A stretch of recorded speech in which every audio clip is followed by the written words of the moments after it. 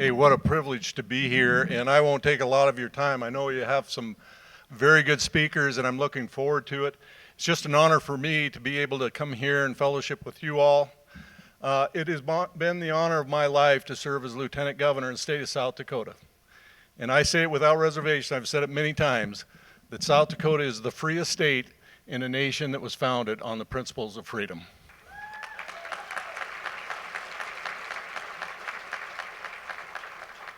And we've seen our governor in recent, I watched the TV and I'm amazed. I had the opportunity to be in Mar-a-Lago at a Trump event about 3 nights ago. It just kind of came up, and so I asked the governor if it was all right, because she wasn't coming and I didn't want her to get out of joint with me.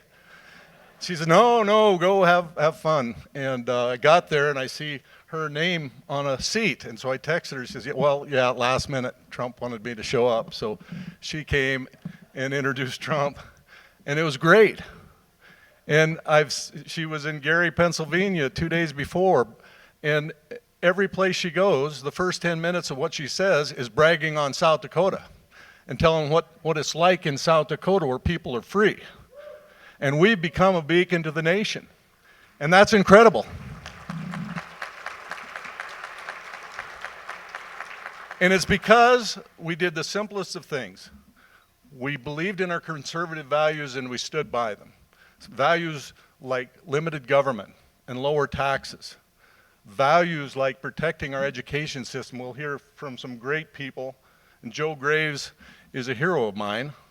I served, when I was in the legislature, there was one superintendent. If I needed a sane superintendent to provide testimony, it was Joe Graves. So fast forward a few years, when he's interviewing for Secretary of Education, it just made me excited. So I look forward to hearing from him. I will end with saying this. Yesterday I won't be too political, but yesterday I was watching the news, and they showed Kamala at a rally, and she'd made some silly statement, and there was loud applause and yells, and at the end of it, a couple young men said, "Jesus is Lord." And she stopped in her tracks with a big grin on her face and pointed at them and says, "You guys are at the wrong rally. Trump's rally is down the street."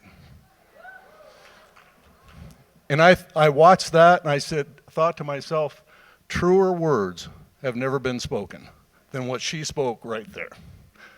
We have a lot at stake in the election, ladies and gentlemen. In South Dakota, we have a lot of stuff on the ballots.